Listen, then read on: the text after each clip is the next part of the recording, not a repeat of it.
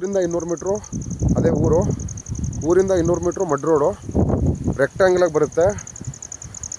ಇದ್ರ back side ಈ ಥರ ಒಂದು ಬೆಟ್ಟನೂ ಕೂಡ ಇದೆ.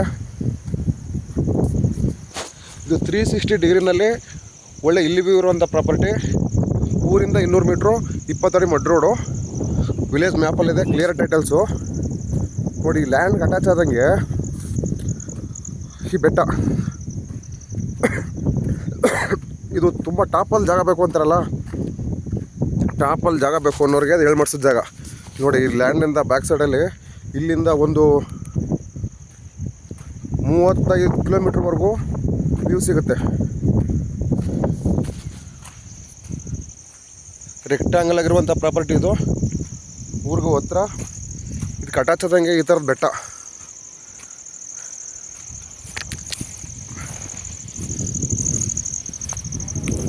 ಈ ಬೆಟ್ಟ ಕೂಡ ಯುಟಿಲೈಸ್ ಮಾಡ್ಕೊಬೋದು.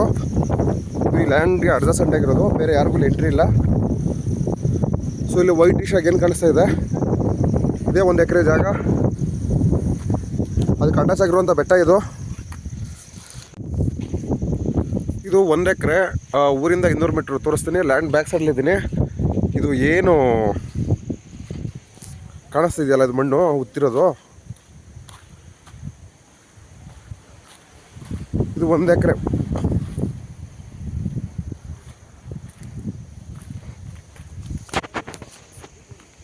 ಜನರಲ್ ಕ್ಯಾಟಗರಿ ಪ್ರಾಪರ್ಟಿ ಇದು. ಒಳ್ಳೆ ವ್ಯೂ ಇದೆ, ಎಲೆಕ್ಟ್ರಿಕ್ ಕನೆಕ್ಷನ್ ಇದೆ,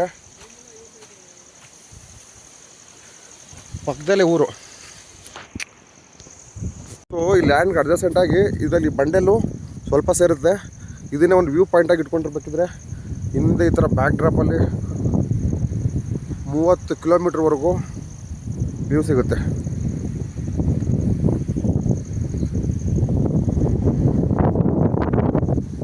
ಒಂದು ಎಕರೆ ಪಟ್ಟ ಈ ಥರ ಬೆಟ್ಟ ಅಟ್ಯಾಚ್ ಆಗಿರುವಂಥದ್ದು. ಇಲ್ಲಿ ಯಾವ ಥರ ಇದೆ ಅಂತ ತೋರಿಸಿದ್ದೀನಿ. ಒಳ್ಳೆ ಗಾಳಿ ಬೀಸುವಂಥ ಜಾಗ. ಸೊ 1 ಎಕರೆ ಜಾಗ ಇತ್ತು. ಇಲ್ಲಿ ಏನಾದರೂ ಮನೆ ಕಟ್ಟಿದ್ರೆ ಈ ಥರ ವ್ಯೂ ಅದು ಕಾಣಿಸ್ತಾ ಇದೆಯಲ್ಲ, ಅದು ಅದೇ ತಳಿ. 1 ಎಕರೆ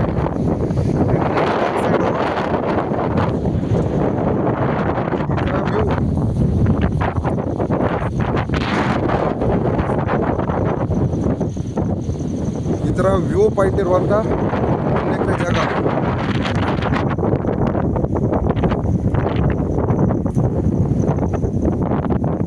ಇದೇ ವೈಟ್ ಇಶ್ ಏನು ಕಾಣಿಸ್ತಿಲ್ಲ, ರೆಕ್ಟ್ಯಾಂಗಲ್ ಇರೋದು ಇದೇನೆ. ಆ ಬೆಟ್ಟನ ಬೇಕಿದ್ರೆ ಯೂಟಿಲೈಸ್ ಮಾಡ್ಕೊಬೋದು ನೀವು. ಇಲ್ಲ ಟ್ರೆಕ್ಕಿಂಗು ಇಲ್ಲ ಬೆಟ್ಟ ಥರ ಬೇಕು ಅಂತಿರಲ್ಲ ಅಂಥವ್ರಿಗೆ ಸೂಟಬಲ್ ಜಾಗ.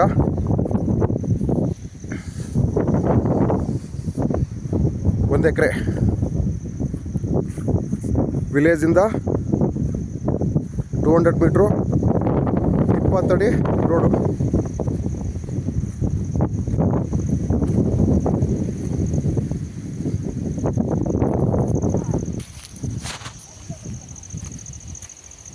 ಸ್ವಲ್ಪ ಈ ಲ್ಯಾಂಡ್ ಹಿಂಭಾಗ ಇರೋ ಬೆಟ್ಟ ನಿಂತ್ಕೊಂಡ್ರೆ ಈ ಥರ ವ್ಯೂ.